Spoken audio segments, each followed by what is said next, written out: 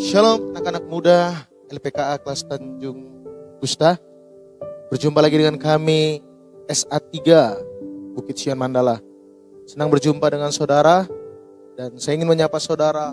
Apa kabar anak muda? Nanti saudara menjawab berkobar-kobar, yes, yes, yes. Amin. Saya sapa sekali lagi. Apa kabar anak-anak muda LPKA kelas 2 Tanjung Gusta? Amin. Ya, saya percaya semua saudara tetap berkobar-kobar. Sebelum kita mendengarkan firman Tuhan, marilah baiknya kita dulu berdoa pada Tuhan. Kita tundukkan kepala kita berdoa.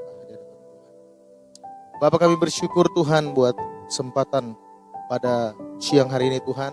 Kami tahu bahwa hidup kami Tuhan itu untuk memuliakan nama Tuhan. Saat ini Bapak, sebelum kami mendengarkan firman Tuhan, lebih dahulu Bapak urapi kami, jamah kami di tempat ini, mengalami kasih Tuhan di dalam hidup kami. Saat ini Tuhan Yesus bekerjalah Engkau di dalam hidup kami. Kami percaya Bapak semua anak-anak muda juga yang hadir pada siang hari ini, semuanya Engkau. Pujilah nama-Mu Tuhan, kami siap menyerahkan hidup kami, hati kami. Nama Yesus kami bersyukur. Bersama kita berdoa, katakan amin. Haleluya. Saudaraku, saya bersyukur karena pada siang hari ini saudara, saya dapat berbagi kembali dan juga bertemu dengan saudara di ibadah LPKA kelas 2 Tanjung Gusta, ibadah online kita. Saudaraku, sekali lagi saya katakan kepada saudara shalom. Shalom. Ya, selamat siang bagi semua anak-anak muda yang luar biasa. Ya. Senang bisa berjumpa dengan semua saudara yang telah mendengar kabar bahagia ini. Karena apa saudaraku? Karena saya dan saudara kita sama-sama ada di dalam naungan Tuhan. Amin. Iya, haleluya. Kami dari SA3 Bukit Sion Mandala. Well, saudaraku yang terkasih dalam nama Yesus, siang yang berbahagia ini, seiring dengan izinnya Tuhan, saya dapat membagi kabar baik ini kepada saudara. Kita rindukan dengan tema kita pada siang hari ini, yaitu kelahiran Yesus Kristus membawa perubahan, saudaraku. Saya ulangi sekali lagi saudaraku, tema kita pagi hari ini adalah tentang kelahiran Yesus Kristus membawa perubahan. Ya, mari kita buka di dalam Yunus 1 ayat 1 sampai 17 saudaraku. Ya, mari kita baca di dalam Yunus 1 ayat 1 sampai 17. Saya akan membacakannya kepada saudara. Ya. Datanglah firman Tuhan kepada Yunus bin Amitai demikian. Bangunlah, pergilah ke Niniwe, kota yang besar itu, berserulah terhadap mereka, karena kejahatan telah sampai kepadaku. Tetapi Yunus bersiap untuk melarikan diri ke Tarsis. Jauh dari hadapan Tuhan, ia pergi ke Yapo dan mendapat di sana sebuah kapal yang akan berangkat ke Tarsis. Ia membayar biaya perjalanannya, lalu naik kapal itu untuk berlayar bersama-sama dengan mereka ke Tarsis, jauh dari hadapan Tuhan. Tetapi Tuhan menurunkan angin ribut ke laut, lalu terjadilah badai besar, sehingga kapal itu hampir-hampir terpukul hancur. Awak kapal menjadi takut, masing-masing berteriak-teriak kepada Allahnya, dan mereka membuang ke dalam laut segala muatan kapal itu untuk meringankannya. Tetapi Yunus telah turun ke dalam ruang kapal yang paling bawah dan berbaring di situ, lalu tertidur dengan nyenyak. Datanglah nahkoda mendapatkannya sambil berkata, "Bagaimana mungkin engkau tidur begitu nyenyak? Bangunlah, berserulah kepada Allahmu. Barangkali Allah itu akan mengindahkan kita sehingga kita tidak binasa." Lalu berkatalah mereka satu sama lain, "Marilah kita buang undi supaya kita mengetahui karena siapa kita ditimpa oleh malapetaka ini." Mereka membuang undi dan Yunuslah yang kena undi. Berkatalah mereka kepadanya, "Beritahukan kepada kami karena siapa kita ditimpa oleh malapetaka ini. Apa pekerjaanmu dan dari mana engkau datang? Apa negerimu dan dari bangsa mana engkau?" Sahutnya kepada mereka, "Aku seorang Ibrani, aku takut akan Tuhan, Allah yang empunya langit, yang telah menjadikan lautan dan daratan." Orang-orang itu menjadi sangat takut, lalu berkata kepadanya, "Apa yang telah kau perbuat?" Sebab orang-orang itu mengetahui bahwa ia melarikan diri jauh dari hadapan Tuhan. Hal itu telah diberitahukannya kepada mereka. Bertanyalah mereka, akan kami apakan engkau supaya laut menjadi reda dan tidak menyerang kami lagi, sebab laut semakin bergelora. Sahutnya kepada mereka, angkatlah aku, campakkanlah aku dalam laut, maka laut akan menjadi reda dan tidak menyerang kamu lagi. Sebab aku tahu bahwa karena akulah badai besar ini menyerang kamu. Lalu berdayunglah orang-orang itu dengan sekuat tenaga untuk membawa kapal itu kembali ke darat. Tetapi mereka tidak sanggup, sebab laut semakin bergelora menyerang mereka. Lalu berserulah mereka kepada Tuhan, katanya, ya Tuhan, janganlah kiranya engkau biarkan kami binasa karena nyawa orang ini. Dan janganlah karena nyawa orang ini engkau tengkungkan kepada kami darah orang yang tidak bersalah.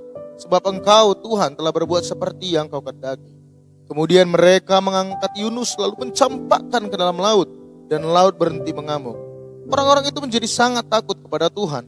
Lalu mempersembahkan korban sembelihan bagi Tuhan serta mengikrarkan nazar. Maka atas perkenan penentuan Tuhan datanglah seekor ikan besar yang menelan Yunus, dan Yunus tinggal di dalam perut ikan itu 3 hari malam lamanya. Saudaraku, firman Tuhan pada pagi hari ini dengan tema kelahiran Yesus membawa perubahan. Saudaraku mungkin bertanya-tanya, mengapa kabar kelahiran Yesus dibawa ke dalam konteks Yunus, saudaraku? Dan inilah firman Tuhan, sebab Tuhan bisa memakai siapapun yang telah dipilih dan ditetapkan. Tuhan termasuk saudara dan saya. Katakan kepada kiri kanan saudara, Tuhan bisa menetapkan kau dan saya. Katakan ke kiri kanan saudara. Amin. Haleluya. Saya percaya saudaraku, saudara walaupun ada di tempat ini, itu semuanya karena seizin Tuhan. Sekali lagi berikan kemuliaan kepada Tuhan kita. Haleluya. Baik, mari kita buka ya saudaraku di dalam perjanjian lama. Ya, itu tadi sudah kita baca di dalam Yunus ayat 1 sampai 17 ya. Bahwa kenapa Tuhan akan menghancurkan Niniwe. Tuhan memilih Yunus ya untuk menjadi alatnya. Karena apa? Yunus membawa perintah Tuhan bahwa Niniwe sebentar lagi akan dihancurkan Tuhan. Mengapa Niniwe akan dihancurkan Tuhan, saudaraku? Karena kejahatan orang-orang Niniwe sudah mendukakan hati Tuhan. Ya, Niniwe adalah sebuah kota yang besar, saudaraku. Ya, saudara bisa baca itu, saudaraku, di pasal yang keempat. Ya, bahwa jumlah dari bangsa Niniwe itu berjumlah 120.000 orang banyaknya. Ya, termasuk juga Niniwe adalah tanah yang mewah, saudaraku. Namun masyarakat Niniwe menjadi sombong dan kejahatan merajalela. Ya, kejahatan merajalela. Oleh sebab itu Yunus sangat tidak menginginkan pesan Tuhan, sangat tidak mengindahkan pesan Tuhan itu. Karena Yunus sudah tahu, saudaraku, kejahatan Niniwe itu sangat besar. Ya, ada beberapa sikap Yunus yang tidak menyenangkan Tuhan, saudaraku. Ya, di konteks yang di ayat yang 1, di pasal 1 sampai 17, itu dikatakan bahwa ada beberapa sikap Yunus yang tidak menyenangkan Tuhan. Mari kita buka, saudaraku. Poin yang pertama, sikap Yunus yang tidak menyenangkan hati Tuhan, itu adalah ketika Yunus melarikan diri dari Tuhan. Apa maksudnya, saudaraku? Yunus tidak ingin ya dia dibentuk oleh Tuhan. Dia egois ya. Dia tidak peduli, dia keras hati, dia katakan, untuk apa kau panggil aku Tuhan? Untuk apa kau panggil aku? Kau menetapkan aku untuk mengingatkan Niniwe untuk kembali kepada Tuhan, ya.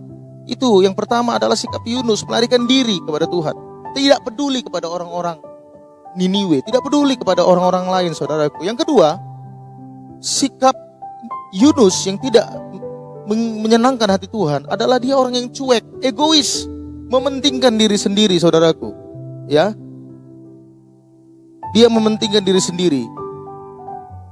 Yang selanjutnya, saudaraku, sikap Yunus yang tidak menyenangkan hati Tuhan adalah, saudaraku, dia marah kepada Tuhan. Coba baca, saudaraku, di pasal yang keempat, Yunus pasal yang keempat, ayat 3 sampai 4, saudaraku. Ya, saya akan membacakan kepada saudara. Jadi sekarang ya Tuhan, cabutlah kiranya nyawaku, karena lebih baik aku mati daripada hidup. Tetapi firman Tuhan katakan kepada Yunus, layakkah engkau marah? Saudaraku, Yunus ya, Yunus, dia marah kepada Tuhan. Tuhan, udah ambil aja nyawaku, katanya. Ambil aja nyawaku Tuhan. Ngapain kau harus panggil aku, saudara? Itu dibilang Yunus kepada Tuhan. Dia marah kepada Tuhan. Ya, saudaraku, seringkali sikap dari manusia atau kita, saudaraku ya, kita suka kali marah kepada Tuhan.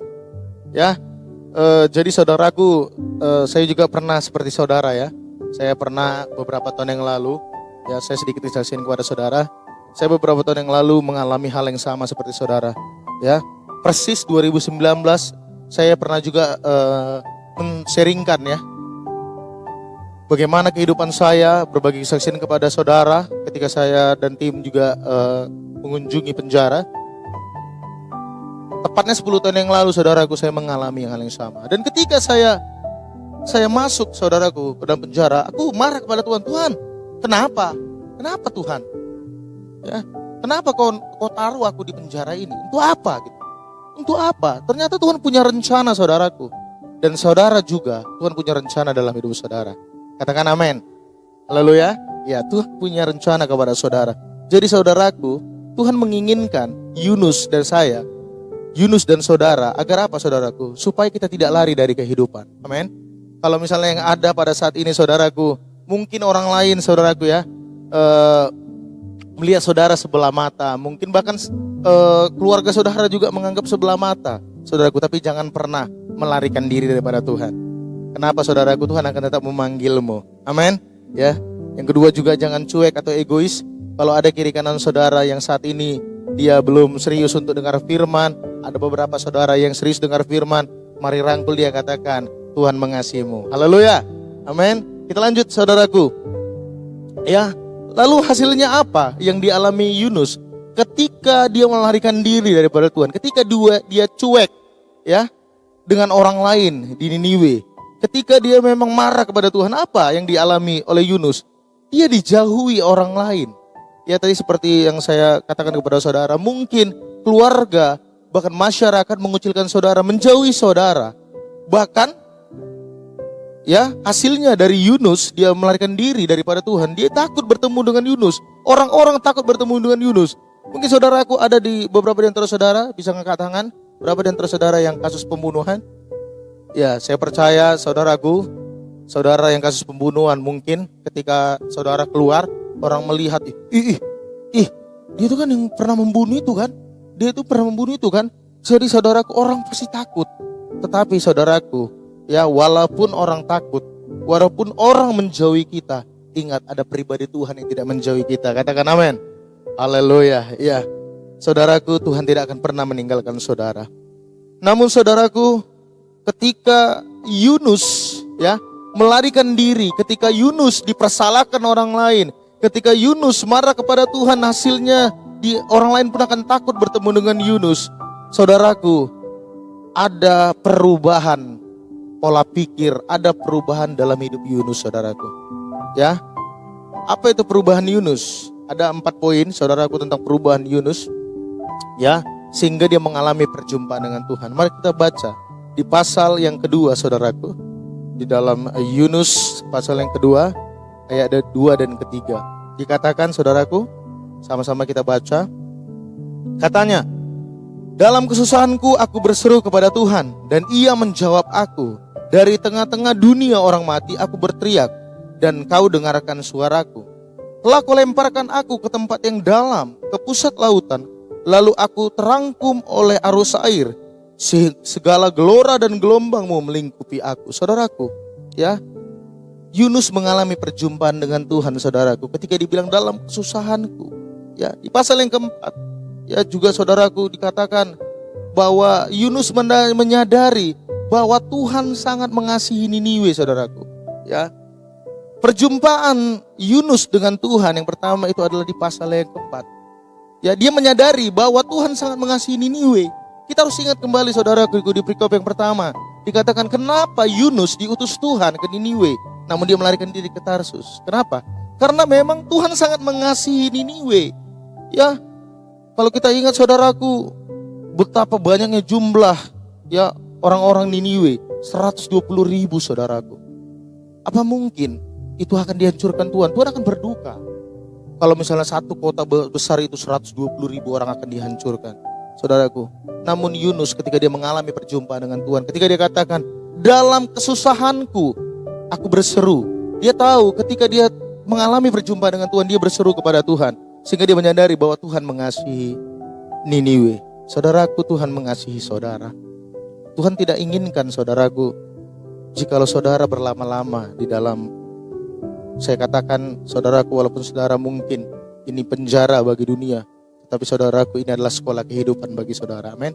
Karena saya juga pernah, saudaraku, ya, kita sama-sama berada di sekolah kehidupan. Namun saudara harus mengetahui bahwa saudara itu sangat dikasihi oleh Tuhan. Amin. Ya, di ayat di poin yang kedua, saudaraku, ada di pasal kedua. Perubahan Yunus ketika berjumpa dengan Tuhan, yaitu di pasal yang kedua, saudaraku, ya, bahwa Yunus menyadari bahwa dalam kesusahan Yunus sekalipun Tuhan mendengarkan suara Yunus sendiri, ya. Dia tahu perjumpaan Yunus dengan Tuhan adalah ketika dia berseru, Tuhan dalam kelemahanku, Tuhan dalam kesusahanku, Tuhan dalam kesesakanku, aku berseru dan Kau mendengarkan aku. Sikap yang dimiliki Yunus inilah yang Tuhan lihat, sehingga Tuhan kembali mengutus Yunus untuk ke Niniwe, saudaraku. Adakah di antara saudara yang pada siang hari ini saudara menyadari bahwa ketika saudara berdoa, ketika saudara sendirian, ketika saudara takut, ketika saudara merasa aku dijauhkan, namun ketika saudara berseru, Tuhan menjawab doa saudara. Mungkin saat ini belum, saudaraku, tapi ketika engkau merasakan sukacita, ketika kau berdoa, Tuhan, walaupun aku gak tahu keadaan di luar sana orang tuaku bagaimana, aku di sini, tapi aku tahu Tuhan Kau mendengarkan suaraku. Ketika saudara berdoa, walaupun mungkin Tuhan tidak jawab saat itu, tetapi saudara mengalami kedamaian daripada Tuhan, saudara mengalami perjumpaan dengan Tuhan. Amin. Haleluya.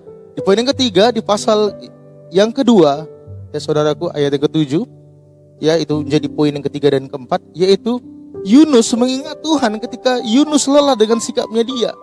Ya, kita baca di Yunus 2 ayat 7, ketika jiwaku letih lesu di dalam aku, teringatlah aku kepada Tuhan dan sampailah doaku kepadamu ke dalam bait-Mu yang kudus. Saudaraku, poin yang ketiga karena Yunus berjumpa dengan Tuhan adalah ketika dia mengingat Tuhan. Ya, dengan sikapnya dia, aduh, ternyata aku pernah berbuat salah. Ternyata aku pernah enggak mendengarkan suara Tuhan. Ternyata aku pernah mengingkari perjanjianku dengan Tuhan. Saudaraku, coba ingat-ingat kembali, saudaraku. Saya percaya tidak semua di antara kita yang murni, ya, yang murni memang kita berbuat kesalahan. Ya, mungkin saudaraku juga ada yang difitnah, saudaraku. Kasus pencurian, saya dulu, saudara, saya bisa masuk ke dalam LP karena saya difitnah, ya. Ya, saya dulu kalau misalnya bahasa kerennya dibilang, saudaraku, saya musisi jalanan, ya. Atau bisa dibilang, saudaraku, saya seorang pengamen jalanan, ya. Tapi pengamen jalanan seperti saya pun Tuhan pakai menjadi alat. Amin. Ya. Saya tahu saya udah lelah dengan sikap seperti itu sehingga saya berjumpa dengan Tuhan. Saya juga percaya, saudaraku, saudara yang saat ini mendengar firman Tuhan ini, saudara juga lelah dengan sikap saudara. Haleluya. Makanya kembali ingat kepada Tuhan dan alami perjumpaan dengan Tuhan. Poin yang keempat juga, Yunus bersyukur bahwa nazarnya dapat terwujud dan dibayar sebab keselamatan datang daripada Tuhan, saudaraku. Ya, coba baca itu di ayat yang ke-9, saudaraku, di dalam pasal yang kedua. Tetapi aku dengan ucapan syukur akan kupersembahkan korban kepadamu. Apa yang kunazarkan akan kubayar sebab keselamatan adalah dari Tuhan. Ya, saudaraku, perjumpaan Yunus dengan Tuhan di poin yang keempat adalah ketika dia membayar nazarnya. Apa nazarnya? Dia katakan, Tuhan, aku bersyukur, aku ingat bahwa ketika aku berseru kepadamu, Tuhan, ketika aku meminta tolong kepadamu, Tuhan jawab doaku sehingga akan kubayar nazarku. Apa nazarnya? Nazarnya adalah dia akan mengembalikan niwe-niwe ke dalam tangannya Tuhan. Amin. Saudaraku, Tuhan akan memakai hidup saudara. Jangan lihat keadaan saudara saat ini. Ingat, jangan pernah lihat keadaan saudara saat ini. Tetapi ingatlah bahwa Tuhan akan memakai saudara untuk pekerjaan Tuhan yang mulia. Amin. Kelahiran Yesus Kristus, saudaraku, yang kita rasakan dan rayakan tidak hanya tentang seremonial biasa. Tidak hanya tentang acara-acara biasa, seremonial biasa. Namun harus membawa perubahan ke dalam hidup kita. Ya, saya percaya saudaraku ketika kita membaca firman Tuhan di dalam Yunus, ya, kita telah koreksi tadi dalam Yunus 1, pasal 1, pasal 2, pasal 3, dan pasal 4, saudaraku, saudara mengalami kedamaian dalam Tuhan. Karena apa? Tuhan memakai hidup saudara. Ya, Natal yang sebenarnya adalah saudara bukan tentang berbicara tentang seremonial, tetapi perubahan hidup. Apa perubahan hidup yang sebenarnya yang Tuhan inginkan di dalam hidup kita? Ya, saudaraku, perubahan-perubahan apa saja? Yang pertama yang harus kita alami, ya, sesuai dengan tema khotbah kita bahwa kelahiran Yesus Kristus membawa perubahan. Perubahan apa yang pertama? Yang pertama adalah perubahan dari rasa takut akan hari esok, saudaraku. Mungkin saudara merasa, aduh, ketika saudaraku dikatakan bahwa nama saudara dipanggil di pengadilan, saudaraku, ya, dijatuhi hukuman 10 tahun, saudara melewati hari yang pertama, hari yang kedua, hari yang ketiga, ya, saudara merasa situ sudah sangat lelah. Ternyata masih 1 tahun, saudaraku, saudara di sekolah kehidupan, saudaraku, ya. Ternyata saudara masih 1 tahun di sekolah kehidupan. Masih ada 9 tahun lagi, saudaraku. Mungkin saudara merasa, aduh, takut, aduh, gak diterima, aduh, aku akan dikecewakan, dilupakan. Tapi saudaraku, jangan pernah takut. Perubahan dari seorang Yunus itu juga kita akan alami, amin. Ya, perubahan dari rasa takut akan hari esok menjadi percaya kepada Tuhan, amin. Karena Natal yang sebenarnya adalah, saudaraku, Tuhan hadir memberikan kesukaan besar bagi seluruh bangsa, termasuk saudara dan saya. Berikan kemuliaan kepada Tuhan, amin. Haleluya. Coba saudaraku baca di dalam Lukas 2 ayat yang ke-10. Ya, Lukas 2 ayat yang ke-10, saudaraku. Ya, saya percaya saudaraku masih aktif, amin, di dalam mendengarkan firman Tuhan, ya. Saudaraku, saya hanya dikasih kesempatan sebentar, tetapi saya rindu firman Tuhan ini, saudaraku, bukan hanya sebentar, tapi kekal dalam hidup kita, ya. Di dalam Lukas 2 ayat yang ke-10, saya bacakan kepada saudara. Lalu kata malaikat itu kepada mereka, jangan takut, sebab sesungguhnya aku memberitakan kepadamu kesukaan besar untuk seluruh bangsa. Jadi saudaraku, Tuhan menginginkan untuk kita tidak takut akan hari esok. Sebab apa? Natal sebenarnya adalah ketika saudara mengalami kesukaan di dalam Tuhan. Haleluya. Ya, poin yang kedua, saudaraku, di dalam perubahan apa yang selayaknya yang kita terima sebagai orang percaya kepada Tuhan. Tanda Yesus Kristus membawa perubahan bagi kita. Ya, yang kedua, perubahan dari takut menjadi iman percaya kepada Tuhan. Ya, takut dari rasa takut menjadi iman percaya kepada Tuhan. Coba baca di pasal yang kedua, tetapi ayat yang ke-16 dan ke-17. Ya, masih di dalam Lukas 2. Lalu mereka cepat-cepat berangkat dan menjumpai Maria dan Yusuf dan bayi itu yang sedang berbaring di dalam palungan. Dan ketika mereka melihatnya, mereka memberitahukan apa yang telah dikatakan kepada mereka tentang anak itu. Saudaraku, perubahan yang selayaknya orang percaya alami, orang-orang Kristen alami adalah perubahan dari rasa takut menjadi iman percaya kepada Tuhan. Ketika gembala-gembala, dikatakan di situ di dalam Lukas 2 ayat yang ke-8, itu khusus gembala-gembala. Gembala-gembala itu, saudaraku, bukan hanya gembala di sini, memang gembala domba, saudaraku, bukan hanya juga gembala di gereja. Gembala-gembala itu adalah berbicara tentang, saudaraku, kita yang mengasihi orang lain. Amin. Saudara juga adalah gembala. Katakan kepada kiri kanan saudara, kita adalah gembala-gembala bagi orang yang belum kenal Tuhan. Katakan, haleluya. Ya. Dan juga, saudaraku, perubahan yang ketiga yang selayaknya dialami oleh orang percaya dan Kristen di ayatnya yang ke-20. Ya, di pasal yang kedua ayat yang ke-20. Maka kembalilah gembala-gembala itu sambil memuji dan memuliakan Allah karena segala sesuatu yang mereka dengar dan mereka lihat, semuanya sesuai dengan apa yang telah dikatakan kepada mereka. Saudaraku, perubahan yang terakhir adalah perubahan hidup. Ya, mengalami perubahan hidup, ya. Bagaimana seorang yang mengalami perubahan hidup?